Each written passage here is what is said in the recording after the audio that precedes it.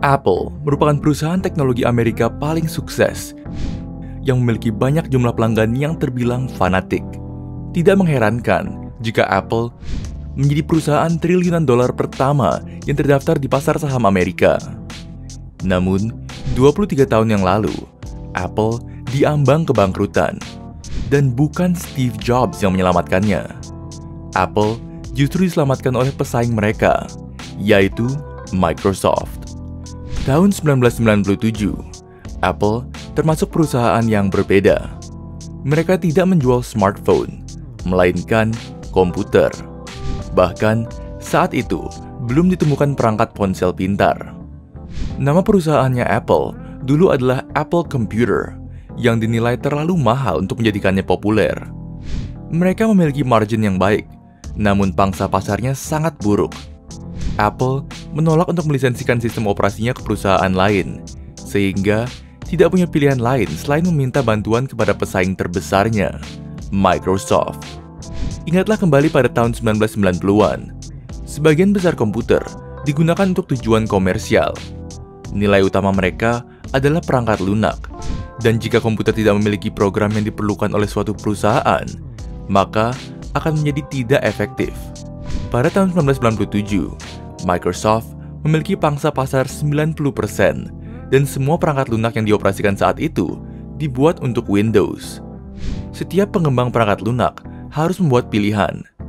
Ia harus menghabiskan uang sebanyak yang diperlukan untuk membuat program untuk Windows, atau mengeluarkan hampir 2 kali lipat untuk mendukung Apple yang memiliki pangsa pasar hanya 10%. Perlu juga dicatat bahwa selama periode ini, Steve Jobs bahkan bukan bagian dari perusahaan. Dewan Direksi Apple telah memaksanya keluar tahun 1985. Tetapi tahun 1997, situasinya benar-benar buruk. Penjualan menurun dengan cepat, dan setelah banyaknya kegagalan yang dilalui, Steve Jobs kembali diangkat sebagai CEO oleh Dewan Direksi. Pada bulan Februari, Apple mengakuisisi Next, perusahaan yang didirikan Steve setelah meninggalkan Apple. Tapi saat itu, keuangan Apple berada dalam kondisi yang sangat buruk, sehingga Steve Jobs tidak benar-benar menerima uang untuk pembelian perusahaannya. Namun, ia menerima saham Apple senilai 1,5 juta dolar, yang tentu tidak cukup. Saat itu, Apple bernilai kurang dari 3 miliar dolar, dan telah kehilangan lebih dari 1 miliar dolar dalam setahun. Namun kemudian, pada 6 Agustus 1997, Steve Jobs membuat pengumuman yang mengejutkan. Apple membuat kerjasama dengan Microsoft. Saat pengumuman tersebut berlangsung, keadaan menjadi lebih buruk. Microsoft melakukan investasi di Apple dengan membeli saham Apple senilai 150 juta dolar dengan harga pasar. Saham yang dibeli adalah saham tanpa hak suara. Microsoft bukan ingin mengakuisisi Apple, namun hanya membantu mendanai Apple yang sedang gulung tikar. Bukan hanya uang yang ditawarkan oleh Bill Gates dan memberikan perangkat lunak yang digunakan untuk Macintosh. Tidak ada yang pernah membeli Apple tanpa Microsoft Office di dalamnya. Dan inilah yang diberikan Bill Gates untuk saham yang ia beli dengan harga pasar. Mengapa Bill Gates membantu Apple di masa kebangkrutannya? Tentu saja bukan karena kebaikan hatinya. Saat itu, reputasi Bill Gates sedang buruk. Ia dipandang sebagai pengusaha yang kejam, yang akan melakukan apapun untuk berhasil dalam industrinya. Semua akun Microsoft berhasil sangat sukses, sehingga menarik perhatian regulator anti-monopoli.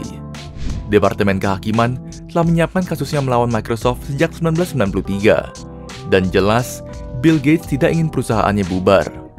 Maka dari itu, untuk membuktikan bahwa perusahaannya bukanlah perusahaan monopoli, ia menopang perusahaan pesaingnya. Kurang setahun dari hubungan kemitraan dengan Apple, Departemen Kehakiman memanggil Bill Gates untuk deposisi 3 hari. Sepanjang deposisi, Bill Gates tahu bahwa dengan menyelamatkan Apple setahun sebelumnya, maka ia juga menyelamatkan Microsoft.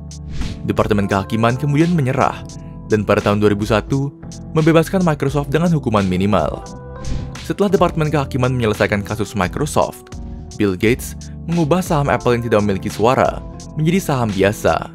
Secara total, ia memiliki saham Apple sebesar 18,2 juta lembar saham yang kemudian ia jual pada 2003. Perlu diingat, setelah gelembung.com jatuh dan harga saham Apple pada 2003 masih rendah dibandingkan dengan ketinggian pra-gelembungnya, Apple telah bekerja sangat baik sejak tahun 2003, sehingga sahamnya terbelah dua kali pada waktu itu. Sekali dengan rasio 2:1 pada tahun 2005, dan kedua dengan rasio 7:1 pada 2014. Sehingga, uang Bill Gates dengan saham 18,2 juta lembar saham senilai 254 juta dolar pada 2018. Pada Agustus 2018, harga saham Apple kira-kira 210 dolar per lembar, yang akan membuat saham lama Microsoft menjadi bernilai 53,5 miliar dolar.